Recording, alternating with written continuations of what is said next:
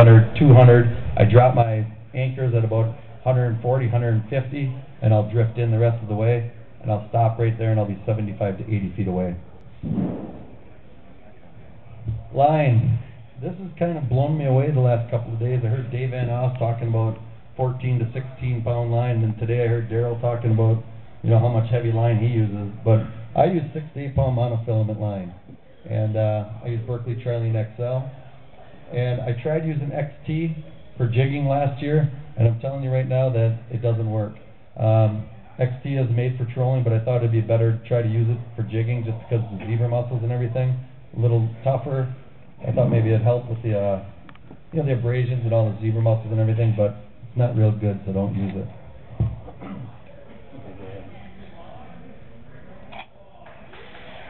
When it comes to jig, I use a 16th ounce jig most of the time.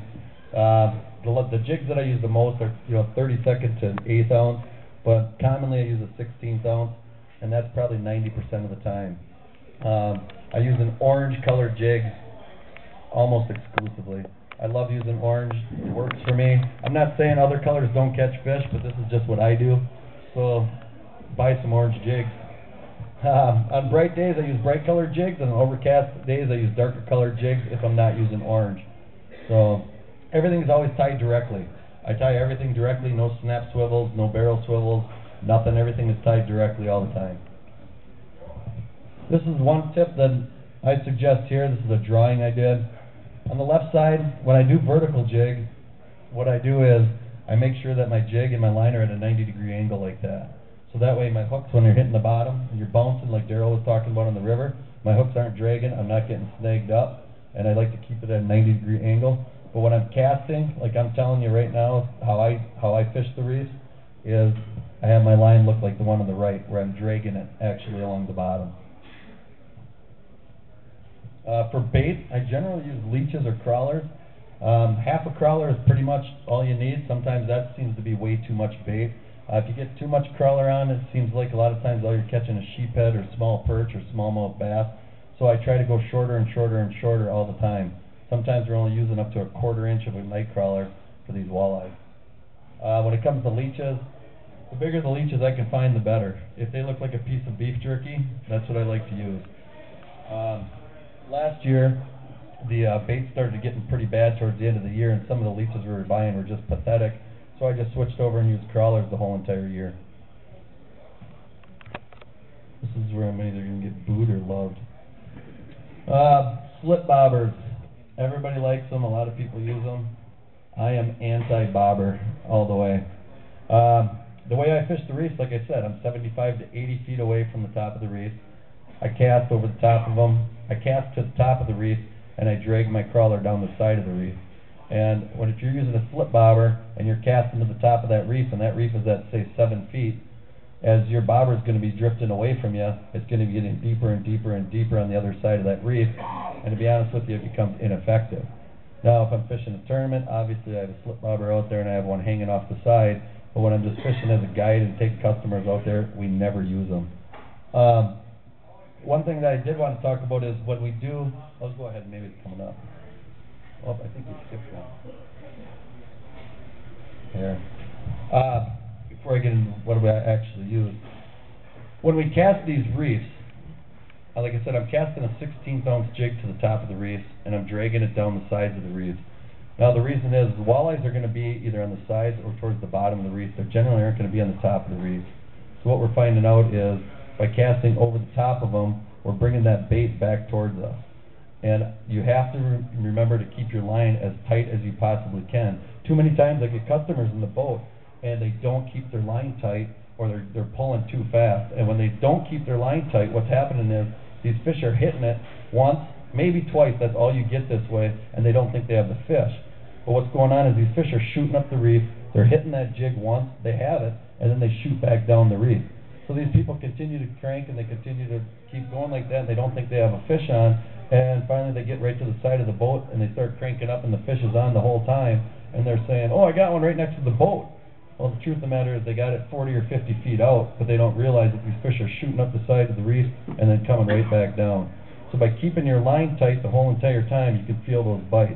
And that's probably the most critical thing, is to make sure to keep your line as tight as you possibly can. I see that happen every day. I had 2 customers out last year, and we were fishing on a reef, and we had 47 walleyes that morning in 5 hours. And to be honest with you, I had 44 out of the 47. They just could not grasp the concept of keeping their line tight. So they wanted to move, and I said, move? Where else are you going to go and catch fish like we're catching right now? And no, we stayed there. I was having too much fun. So, yeah, that had to be it. When it comes to my gear, generally I use 6'6" medium light fast action rod. I use Fluger reel, model 6735. Like I said earlier, Berkeley Trilene XL. 6 to 8 pound. This last year I just switched over. I tried XT, and now I just went to 8 pound XL. It's a lot better casting, a lot easier to use.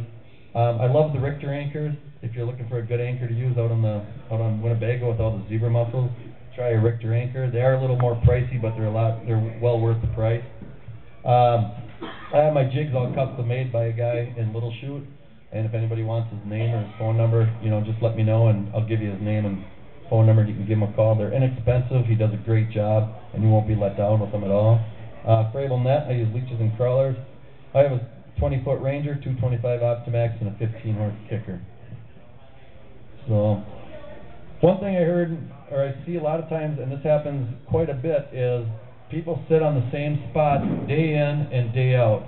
And I'm out there every day once the ice goes out, and I just get the biggest kick out of how I'll go out of Jefferson Park, I'll start heading south, and I'll see the same 3 boats on the outer bar from about mid-May through mid-September, October.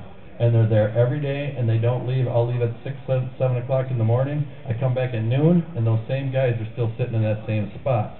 I'll see them, and I'll say, how many fish you have today? Oh, they're not biting. We only had 2 fish. You're telling me you sat in the same spot for 5 hours for 2 fish? That's ridiculous. We are constantly moving. My theory behind moving is I give it 20 minutes on a spot. If I have 3 people in my boat and I'm fishing a reef, that's very similar to me fishing for 1 hour. And if I can't pull any fish in an hour off a reef, that's way too much time to be screwing around.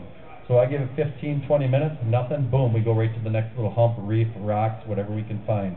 We always look for an open reef. I don't crowd in on people at all. If you guys are fishing Mansers, Haystacks, Stevens, Gerkeys, Abrahams, the 3rd reef out of Fond du Lac, Long Point, Black Wolf, anywhere around there, you will never see me. And that's the one thing I get the biggest kick out of on the internet and out of everywhere is, Axel always says he's out there, but I never see him. Well, that's because I'm not fishing near anybody. A couple of years ago, we had a person that said, yeah, I saw one boat just south of Stevens Reef, but I figured all these other boats are on Stevens Reef. And I said, well, that was me. I was out there all by myself. Well, how'd you do? And I said, well, we had a limit in a couple hours. That's why we weren't there all day. And the people didn't believe it. But it's the truth. I'm generally all by myself. And if I'm not by myself, it's because usually the people that are sitting on the spots that I fish are usually past or present customers, and that's the only reason how they know about these spots. Like I said before, mark every single hump and reef that you can find. You don't necessarily have to fish them, but someday you might want to go and see what's there. Right off of Neenah, I don't know if you guys are all familiar with the lake and everything, but they just built this huge monster house on the west shore there. There's a finger that extends off there, and I call that Reef B. I don't know how we came up with that, but that's what it's called. And I must have ran over that thing, I bet you, 6, 8, 10 times, and I finally said, I should probably mark this and come back to it, and that's what I did, and now it's one of the spots that I fish quite a bit. I've been running over that same exact area for 15, 20 years. I never thought to fish it, and now that's one of our spots that we do fish, and that's because of we marked it earlier. I always check out the landings to see what other people are using too, and that's always interesting to me how you see everybody is set up different, but I always make sure to look at that. See what everybody else is using, see what they're using for baits, see what colors they're using. You can use all that stuff to your advantage. Too many guys get to the landing, load up their boat, and take off right away, but you can get a lot of information just by sitting at the landings and talking to some people and seeing what they're doing. If you hear 3, 4 guys say, yeah, I was on the outer bar and we had nothing, the next thing you can ask them is, well, how long were you sitting there? And I guarantee they're going to say we were there all day.